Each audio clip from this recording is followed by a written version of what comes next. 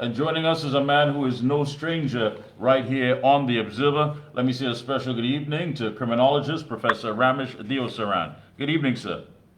Thank you, Mikey. Thank you. Good, Good evening to you and good your evening. viewers. Well, Glad to be back with you. thank you. A lot has changed since we last spoke. We have a new Prime Minister and we have a new Minister of National Security. And according to what was said by the new Prime Minister, he wanted to open a new chapter in national security. And he said that one of the things he's looking to do now is to open a new chapter. And what you're going to see is a lot of different things happening built on a solid platform. He said that the new minister, Minister Marvin Gonzalez, had always served on the National Security Council and had experience in the police service and as an attorney. What say you at this time? I think the changes that the Prime Minister has made have strategic value in the sense that, let's take Marvin Gonzalez, as you mentioned. He has been Minister of Public Utilities and faced a lot of public pressure, especially from the opposition. So he's now in a new position, Right. and he has made some commitments. So he is once again going to be in front of the firing line, and we'll have to see how his performance unfolds.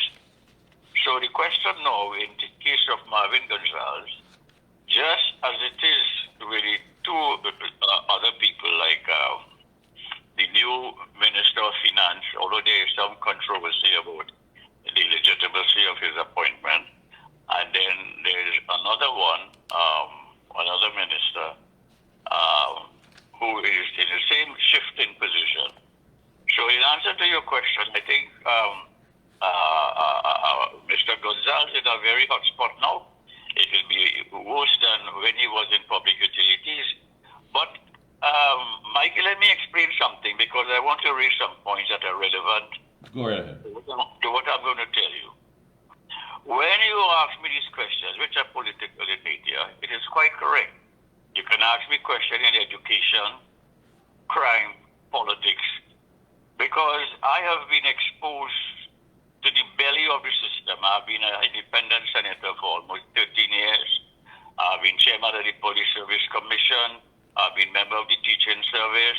I have been chairman of the Manpower Police Audit. I have been all around to the point that I am not only a criminologist. That's the point I want to make. Wonderful. I am a broadly based, multidisciplinary social scientist. So my experience especially, I have learned more than I have learned at the university. I even fought an election almost 40 years ago. Yeah. And I dropped out of that party politics scenario because my attitudes are quite different. So I want to lay the premise for what I'm going to answer and what am I going to raise later on. So there's a broad area of experience apart from theoretical knowledge and university teaching as a professor. So I want to legitimize myself. That is my key. Well, I want to thank you so much for doing that. I think someone raised that issue sometime over the weekend, or I believe it was yesterday, that, if you're conducting interviews, they want to make sure that you do have the people with the expertise. And I always felt that The Observer has had some of the greatest minds, including yours, of course, to give us a broad scope of things across the board societally. Well, let me ask you this then. I mean, Mr. Gonzalez is sounding big. He's talking big. I mean, he has that sense of confidence is being displayed. But when we look at time, it's about 34 days before the general election takes place, or the day of the election. What can be done? You cannot disregard the psychological implications of those appointments. What Stuart Young has done is to try and create political impact and get people to think about the PNM after April the 28th. So he has put his party and his intended government in full gear. And it's something that the opposition, if they will, you will know more than this than I am. In fact, I was surprised to see you chair MC the program yesterday. I never know you were so efficient. You're a very good speaker, man. I must congratulate you. Thank you. Thank you. Anyhow, yeah, so coming back to this now. So the opposition will have to deal with this because, in a sense, in a narrow sense, they are still not yet fully prepared. They have some candidates to announce, and it is an open question as to whether this will be a positive or a negative effect on the campaign. But you must admit that Stuart Young has hit the ball running, and the opposition will have to catch up and perhaps overtake, which is an open question now. But Gonzalez, I will tell you, he has potential, and all depends on how the opposition deals with him. The opposition has to come out in a more effective way now on that particular issue of crime. To put an alternative, and who is going to be the Minister of National Security, for example? Questions like that perhaps could neutralize any impact that Mr. Gonzalez has. Well, one would think, when you look at it, have we reached that level of social maturity where we basically focus everything on facts, or is it still based on psychological comfort? I feel comfortable with this, I feel comfortable with that, but that does nothing for the murder toll, that does nothing for the behavior of those criminals who are out and about creating havoc. I mean, at some point in time, you would want results. You would want to feel, yes, that sense of psychological comfort, but that safety must be real. It must be genuine. It's not something that you just feel you can go by because perhaps you're just saying, let's give him a chance, or let's see what unfolds after. I mean, where do we look at that? When you look at the across the spectrum when it comes to politics and what people really and truly want? There are 2 points to your question. The major one is that there is going to be an election campaign towards April the 28th. It is expected to be a robust, tough campaign with counter allegations and so on. The opposition, for example, will have to answer part of the question you're asking. They will have to hold the government, whichever minister it is, the government to account for the murder rate, the lapse in education, and the lapse in education, but more precisely on the issue of crime and national security and the Strategic Services Agency, for example. The opposition will have to do that work in terms of beyond Gonzalez, the government. And the second layer is that, well, we expect Gonzalez now to lay out his plan. If he goes on the platform, for example, in the campaign, he'll have to tell the country if he wants to win votes, what his precise plans are to remedy the failures of the past. So those are 2 levels to answering your question. It will be enlightened during the election campaign, I suspect. Yeah, but when you look at it, I mean, the right thinking people would have to decipher whether there's some coded message there, or the fact of the matter is that, hey, we've heard this before. Now, Mr. Gonzalez said that he was depending on every citizen to push back against criminals and take back Trinidad and Tobago. Now, is this, again, empty, shallow rhetoric? Because when you talk about you expect every citizen, in the minds of the average citizen, it's like, listen, I didn't see anything, I don't know anything, I don't want to get involved. The system is not a system that I trust, that I have confidence in. I may be putting my life in the hands of people who are there saying to protect and serve and may do the total opposite. Again, we've heard so much of this being bandied about before. He even went on, Professor Deosaran, to point out corruption within the TTPS as something to be rooted out. Now, we've been there, we've heard this before, rogue elements, and we've heard about getting them out and what have you. But many have been cemented into that system. So when do we expect meaningful results rather than hearing what we can deem to be something we've heard before? In addition to the weaknesses of Dr. Rowley's leadership over the 9 years, crime and national security, they are the Achilles heels of the government. They can rise or fall on that issue. To come out and ask the public to help, which is it's a boring redundancy. Over the years, we're having crime is everybody's business. The public must help. The public cannot perform, respond, or help in a vacuum. The energy and the inspiration must come, at least constitutionally, from leadership and policies. You can't have a half-dead leadership in the police service or the Ministry of National Security and expect the public to respond. Because, perhaps more seriously, the public is not going to come out and give evidence as they used to years ago. They are afraid. The fear of crime is now exceedingly high in this country. So to come back to the point now, because I've been hearing this year after year, as if the public must feel guilty, as if the public is the cause of crime. That shouldn't be so, and they shouldn't continue with that rigmarole. That rhetoric has lost its value. What we want now, the country wants now, as a democratic country, is to have effective leadership at the top, both in terms of police service and in terms of the government policy. The related issue is, of course, parliamentary accountability. That's why they are getting away with everything and then coming back full circle to throw the blame on the public because there's not sufficient accountability in Parliament.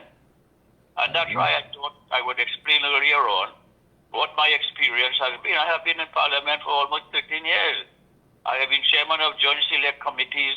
I have seen how the system works. And it's a failed system we have in Parliament. So that's why they could get away with all these things by making pronouncements and not being held to firm accountability in the Parliament. Because the executive sits very comfortably with the legislature. And I have been crying out for some reform ideas to come out, either from the government or the opposition. But the opposition, if you'll permit me to say so, cannot expect to do much better if they don't reform the Parliament in these terms of accountability. I agree. I agree with you, Professor. And based on your personal experience, I have to ask you, you must have been totally frustrated time after time. I mean, dealing with different committees, having to hear these things. I mean, at some point in time, it has to be calculated as nothing more than a talk shop. Because here you have people expressing the fact that we as citizens need to participate. We need to say if we see something, if we hear something, if we know something. But if we ask a simple question, all right, what's going to be the end result of this? First of all, does the witness protection program work? Can it actually function? So if you gather all this data, all this information, and you still don't put forth things to implement, that you can implement, that people can actually say, all right, I have that confidence in this system, I know it's going to work, I believe in it, then what does it add up to? You are quite right, Mikey. And the fed up, that is what is contributing to the frustration in the public. I have had my share of frustrations, but you know, as good soldiers, I mean, who love your country, you have to carry on. I still carry on. I write a column every Sunday in the Newsday. I carry on, but you can't help but be pessimistic because I was chairman of the Joint Select Committee looking at the service commissions and the police. And we made a lot of recommendations to improve the police. They have not been taken it, but what has happened, it has become worse. In 2006, as you know, both PNM and UNC made some joint arrangements to have a new police service commission and new powers to the commissioner. The commissioner of police has extensive powers, discipline, management, transfer, promotion. And every time the commissioner did something, the courts have to come in and intervene and correct it. So things are wrong from top to bottom, Mikey. And why we're not making any positive moves towards it? We will have election campaign, rhetoric, public announcements, and you have a parliament that is just an arena for shadow boxing. When you think you're hitting the target, you can't hit the target at all. The opposition can't get the government to account because you have the executive and the legislature hugging up in parliament. That has to be separated if you want a true democracy. So we have to look forward after the election to see some new things now, such as what I just referred to. You can't talk about effective policing without having the accounting system in parliament and the Police Service Commission fully accountable as well. Fully accountable. They are living in the shadows now. Now, you have the minister, again, new minister, and again, we've heard this before, and I think that's the frustrating part. I think the only people who start to listen to this may be the criminal elements and say, all right, look at that. They have nothing new. We could continue, going about plying our trade, harassing people, invading homes. He is saying that he's vowed to put all resources possible into fighting crime and said the police must be properly equipped. Well, there was a minister designated just for that.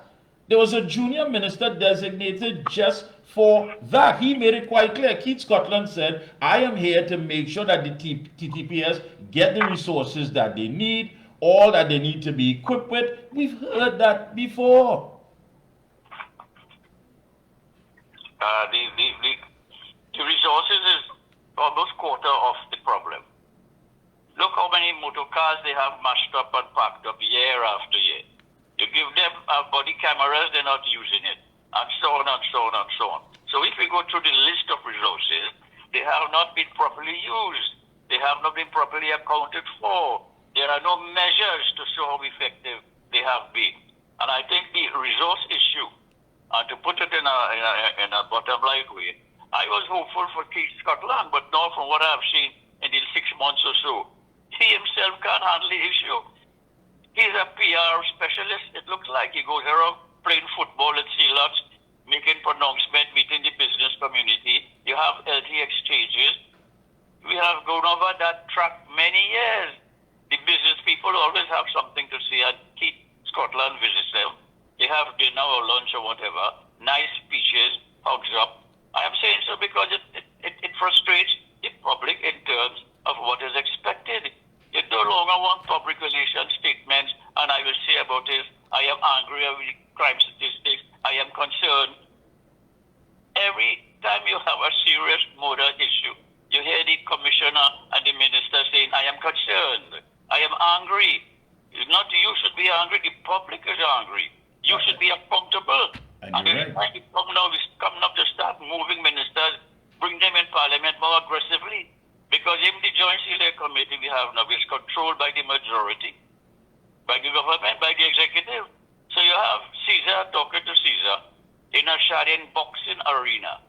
So when you go back and look at this thing, which is my concern, that's why I pointed out where I come from before. Apart from my PhD, I have a lot of political experience in front line. And if you don't correct these things I'm talking about, Mikey, you will hear the same complaints, whoever wins in May, June, July, August, and so on. Yeah, but the thing about it is that one would think that something as serious as crime, because it has such a critical domino effect. I mean, you're talking about on the economy, on tourism, on direct international investments, you name it, business to be conducted, that one wouldn't use that to try to just get political traction. One would understand the importance of it. I mean, we have a government that told us that they sent the very former government minister, and I'll keep raising that, to Fairfax County in Virginia. And it was said by Prime Minister Rowley at that time, because it's the same size geographically, the same similar population, and similar problems. And today, it was never been confirmed who went to Fairfax County, and if they did go, was it a success? Did we have some sort of system in place with Fairfax County? And if so, why did they never visit Trinidad and Tobago? Well, following the then Prime Minister Dr. Rowley's announcement, I think the official who went to Fairfax County was Minister Fitzgerald Hines. That's right. And he came back with a profile of the politics, the crime, the kind of policy they're doing. And when he comes back, there were high expectations, but the government failed. He failed. I have an idea where he failed. They don't. You see, the whole question with the police service It is now, it is Heinz could do something with policies, broad outlines, but he cannot interfere in operations. He can't discipline police. He can't tell the police what to do. Although we see Scotland trying to do some of that, the opposition could challenge that, of course. But the Commissioner of Police, whoever is there, has almost, the Constitution says that commissioner has complete powers over the police service, except for the deputy commissioner, the 3 deputy commissioners. Everybody else don't. So when you have the corruption, we recommended after exhaustive study, empirical evidence, to put a police inspectorate so that the police inspectorate will examine station by station regularly, correct reports about performance, absenteeism, citizens-police relationships, infrastructure, how they're using the motor cars, compile reports regularly of each police station in Trinidad and Tobago and submit it to the executive and even the government for remedial or preventive action. The government dismissed that. They throw it in the dustbin once again. So they're not interested. They weren't interested in dealing with crime. They weren't really substantially interested in dealing with the police service. And this is not a complaint specifically.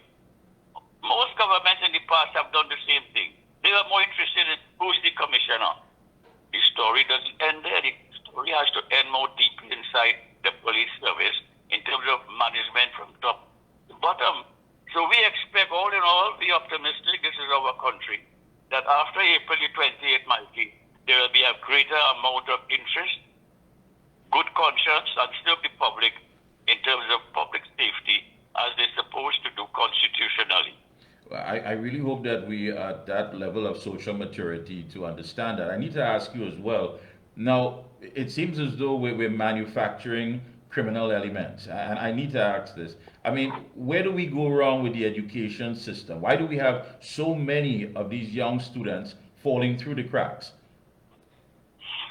When you have a problem, a social problem, you look at the outcome. The outcome in the education system is dropouts, failure rate, and gang formation. Let's just take 3 of them. You could say what you want about parenting and the community infrastructure, yes, but the education system as an expensive system has not been performing. It's not only English and arithmetic.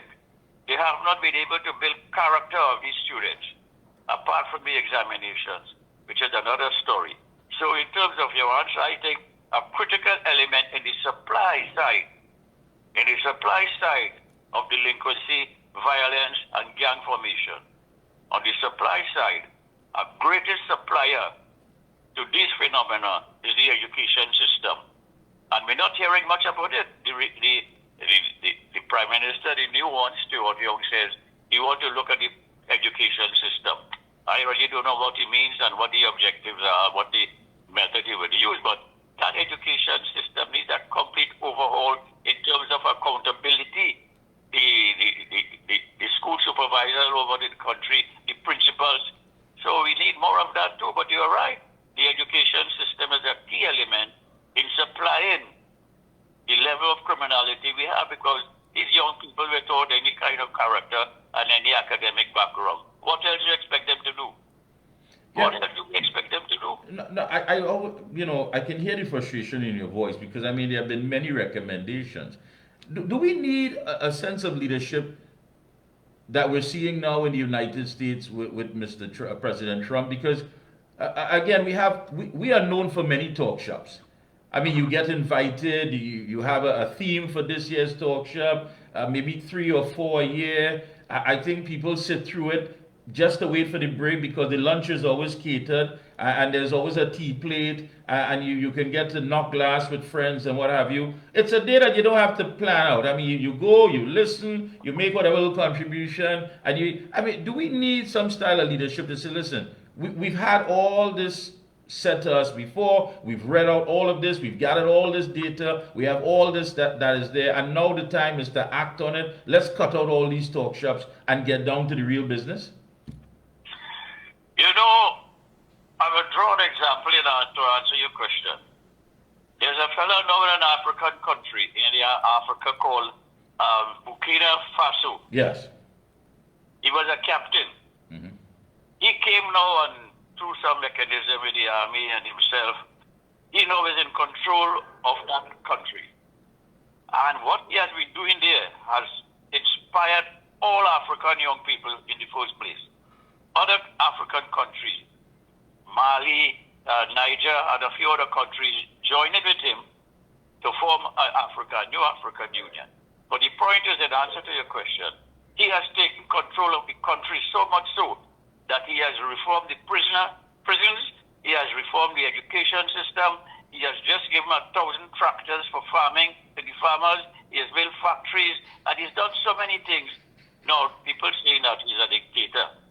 But in answer to your question, he has given an example of what a strong leader can be. The answer now, the opposition might say, well, he's not democratic. So what we're looking for in Trinidad now is a balance between very strong leadership and still maintain some of the democratic processes. And that is why you need an enlightened leader.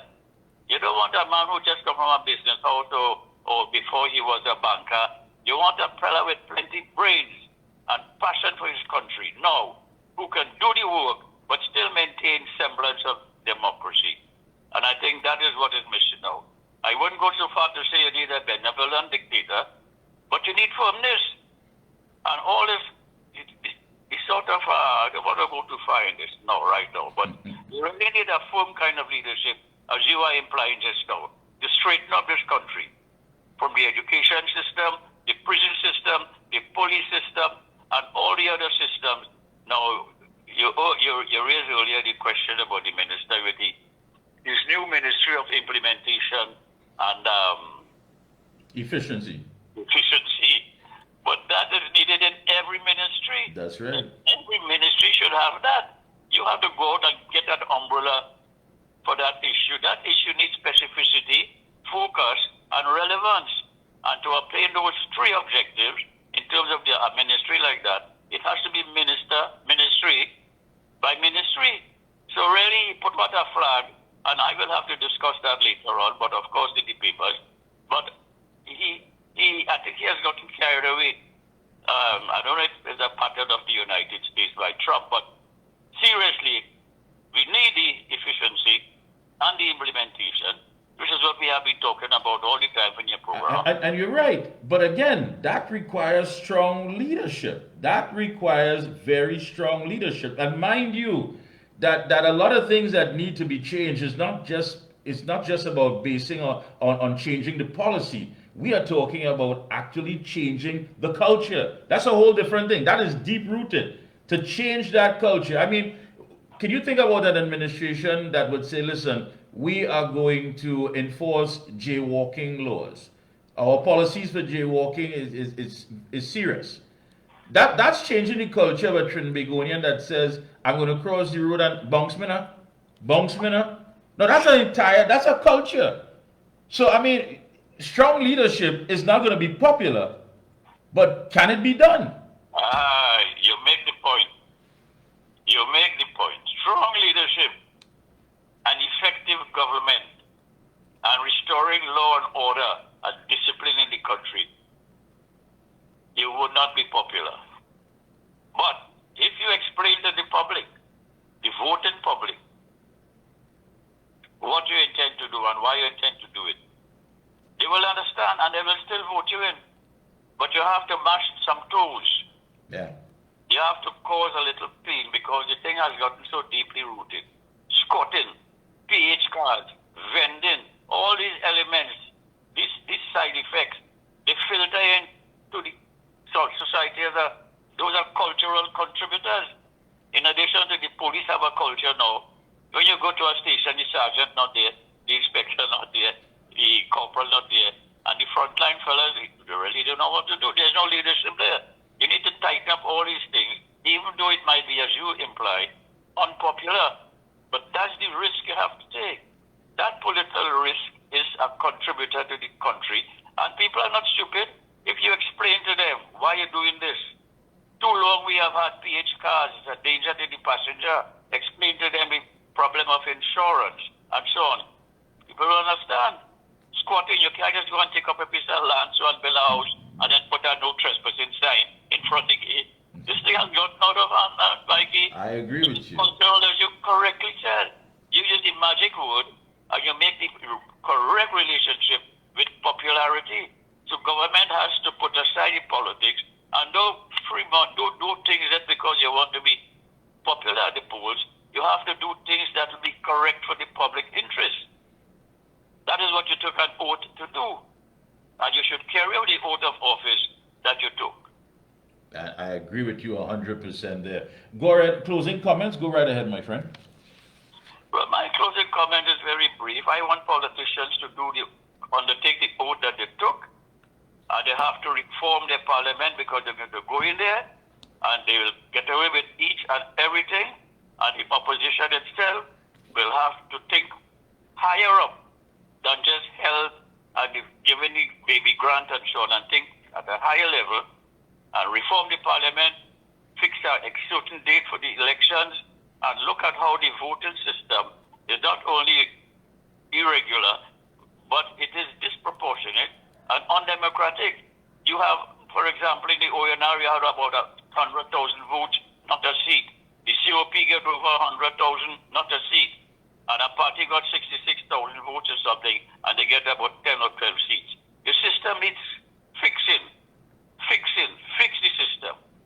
That's my final comment, Mikey. Always a pleasure to have you on, my friend. And I'm sure we're going to talk after April 28th. Okay, Mikey. Thank you. Have a good one. Do enjoy the rest of your evening.